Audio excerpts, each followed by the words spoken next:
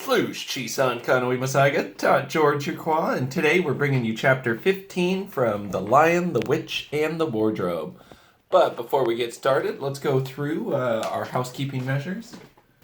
If you or anyone in your family needs any kind of help, you might consider reaching out to these resources. The food pantry in Grand Ronde is 503-879-FOOD, and the general support line is 503-879-HELP.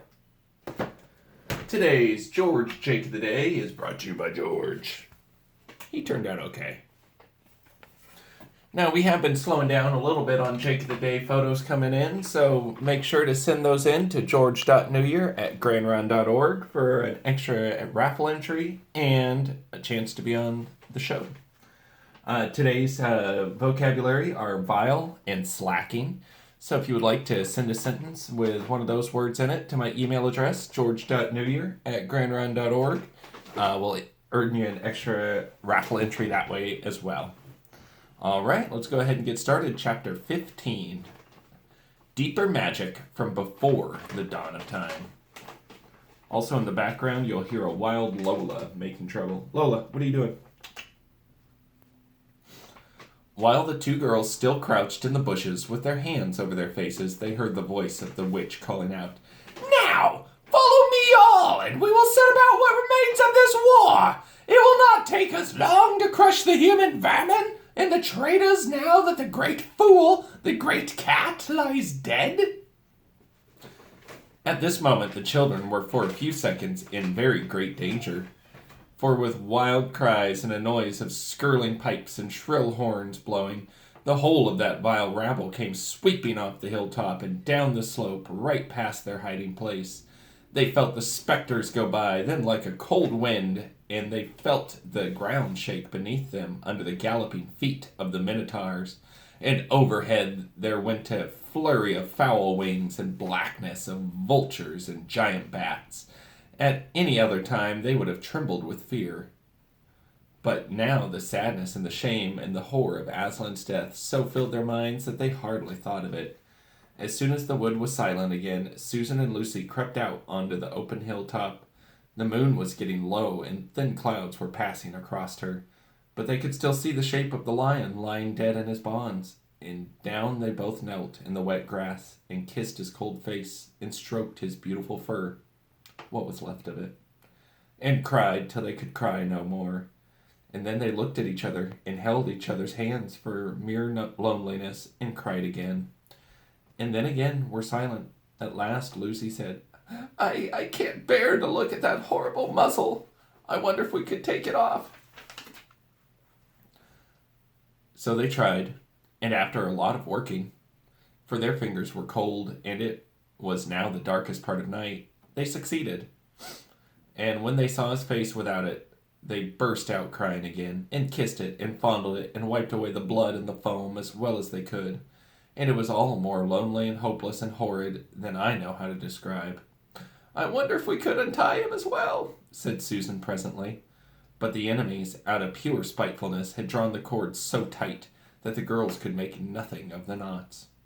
I hope no one who reads this book has been quite as miserable as Susan and Lucy were that night. But if you have been, if you've been up all night and cried till you have no more tears left in you, you will know that there comes in the end a sort of quietness. You feel as if nothing was ever going to happen again. At any rate, that was how it felt to these two. Hours and hours seemed to go by in this dead calm, and they hardly noticed that they were getting colder and colder. But at last Lucy noticed two other things. One was the sky on the east side of the hill was a little less dark than it had been an hour ago. The other was some tiny movement going on in the grass at her feet. At first she took no interest in this. What did it matter? Nothing mattered now. But at last she saw that whatever it was had begun to move up the upright stones of the stone table, and now whatever they were moving about on Aslan's body. She peered closer. They were little gray things. "Ugh!" said Susan from the other side of the table. "How beastly! There are horrible little mice crawling all over him! Go away, you little beast!" And she raised her hand to frighten them away. "Wait!" said Lucy, who had been looking at them more closely. "Can you see what they're doing?" Both girls stared. I do believe," said Susan, But how queer! They're nibbling away at the cords. That's what I thought, said Lucy.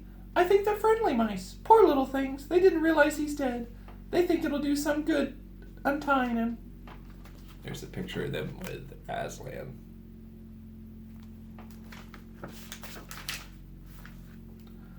It was quite definitely lighter by now. Each of the girls noticed for the first time the white face of the other. They could see the mice nibbling away, dozens and dozens, even hundreds of little field mice, and at last, one by one, the ropes were all gnawed through. The sky in the east was whitish by now, and the stars were getting fainter, all except one very big one, low down on the eastern horizon. They felt colder than they had been all night. The mice crept away again. The girls cleared away the remains of the gnawed ropes. Aslan looked more like himself without them. Every moment his dead face looked nobler. As the light grew, they could see it better. In the wood behind them, a bird gave a chuckling sound. It had been so still for hours and hours that it startled them. Then another bird answered it. Soon there were birds singing all over the place. It was quite definitely early morning now, not late night. I'm so cold, said Lucy. So am I, said Susan. Let's walk about a bit. They walked to the eastern edge of the hill and looked down. The one big star had almost disappeared. The country all looked dark gray. But beyond, at the very end of the world, the sea showed pale. The sky began to turn red.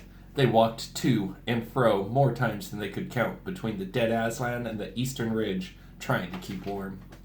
And oh, how tired their legs felt. Then at last, as they stood for a moment looking out toward the sea and Cair Paravel, which they could now just make out, the red turned to gold along the line where the sea and the sky met, and very slowly up came the edge of the sun. At that moment, they heard from behind them a loud noise, a great cracking, deafening noise, as if a giant had broken a giant's plate. What's that? Lucy said, clutching Susan's arm. I feel afraid to turn around, said Susan. There's something awful happening. They're doing something worse to him, said Lucy. Come on. And she turned, pulling Susan around with her. The rising of the sun had made everything look so different. All colors and shadows were changed, and that for a moment they didn't see the important thing. Then they did. The stone table was broken into two pieces by a great crack that ran down it from end to end. And there was no Aslan. Oh, cried the two girls, rushing back to the table. Oh, it's too bad, sobbed Lucy. They might have just left the body alone. Who's done it? Cried Susan. What does it mean? Is it more magic? Yes, said a great voice behind their backs. Let's see. Yes, said a great voice behind their backs. It is more magic. They looked around. There, shining in the sunrise, larger than they had seen him before, shaking his mane, for it had apparently grown back again, stood Aslan himself. Aslan! Cried both the children, staring up at him, almost as much frightened as they were glad. Aren't you dead, dear Aslan? Said Lucy. Not now, said Aslan. You're not a, asked Susan in a shaky voice. She couldn't bring herself to say the word ghost. Aslan stooped his golden head and licked her forehead. The warmth of his breath and a rich sort of smell that seemed to hang about his hair came all over her. Do I look it? He said. Oh, you're real, Aslan, cried Lucy, and both girls flung themselves upon him and covered him in kisses. But what does it all mean? Asked Susan, when they were somewhat calmer. It means, said Aslan, that though the witch knew the deep magic, there is a deeper magic still which she did not know.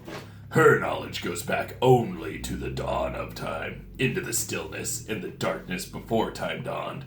She would have read there a different incantation. She would have known that when a willing victim who had committed no treachery was killed in a traitor's stead, the table would crack, and death itself would start working backward. And now? Oh, yes, now? Said Lucy, jumping up and clapping her hands. Oh, children, said the lion, I feel my strength coming back to me. Oh, children, catch me if you can.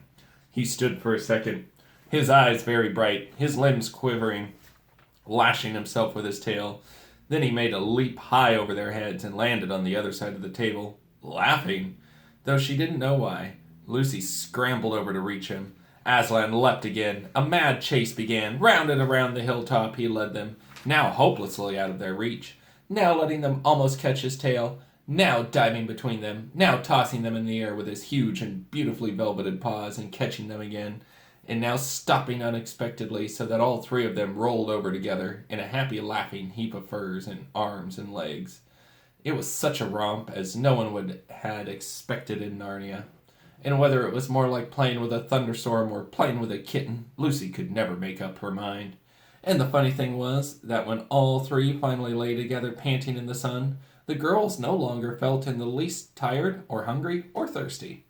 "And now," said Aslan presently, "to business. I am going to roar. You had better put your fingers in your ears." And they did, and Aslan stood up. When he opened his mouth to roar, his face became so terrible they did not dare look at it, and they saw all the trees in front of him bend before the blast of his roaring grass spins in a meadow before the wind. Then he said, "Oh, Lola, do you want to come roar? Come here. You can be Aslan. Come here." We have a guest Aslan today.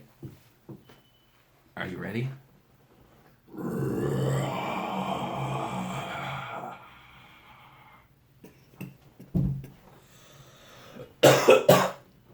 Such ferocious.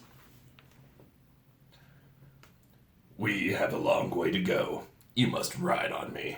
And he crouched down, and the children climbed onto his warm golden back, and Susan sat first, holding on tightly to his mane, and Lucy sat behind, holding on tightly to Susan. And with a great heave, he rose underneath them, and then shot off, faster than any horse could go, downhill and into the thick of the forest. That ride was perhaps the most wonderful thing that ever happened to them in Narnia. Have you ever had a gallop on a horse? Think of that. Then take away the heavy noise of the hooves and the jingle of the bits, and imagine instead the almost noiseless padding of the great paws. Then imagine, instead of the black or gray or chestnut back of the horse, the soft roughness of golden fur, and the mane flying back in the wind. And then imagine you are going about twice as fast as the fastest racehorse. But this is a mount that doesn't need to be guided, and never grows tired. He rushes on, never missing his footing, never hesitating, threading his way with perfect skill between tree trunks, jumping over bush and briar and smaller streams, wading the larger, swimming the largest of all. And you are riding not on a road, nor in a park, nor even on the downs, but right across Narnia. In spring, down solemn avenues of beech and across sunny glades of oak, through wild orchards of snow-white cherry trees, past roaring waterfalls and mossy rocks, and echoing caverns, up windy slopes alight with gorse bushes, and across the shoulders of heathery mountains, and along giddy ridges, and down, down, down into the wild valleys, and out into the acres of blue flowers. It was nearly midday when they found themselves looking down a steep hillside at a castle, a little toy castle it looked from where they stood, which seemed to be all pointed towers. But the lion was rushing down at such a speed that it grew larger every moment, and before they had even time to ask themselves what it was, they were already on level with it. And now it no longer looked like a toy castle, but rose frowning in front of them. No face looked over the battlements, and the gates were fast shut. And Aslan, not at all slacking his pace, rushed straight as a bullet toward it. "The witch is home!" he cried. "Now, children, hold tight!" Next moment, the whole world seemed to turn upside down, and the children felt as if they had left their insides behind them, for the lion had gathered himself together for a greater leap than any he had yet made, and jumped, or so you may call it, flying rather than jumping, right over the castle wall. The two girls, breathless but unhurt, found themselves tumbling off his back in the middle of a wide stone courtyard full of statues. Well, that's the end of the chapter today, guys. I'd like to say hi, Yamasi, Pus Chogakanamoxnaga. Thanks for coming together with me. And Ofski Pusalda. You want to say Ofski Pusalda, fake Aslan? Meow. All right, guys. Have a great day. I'll see you tomorrow.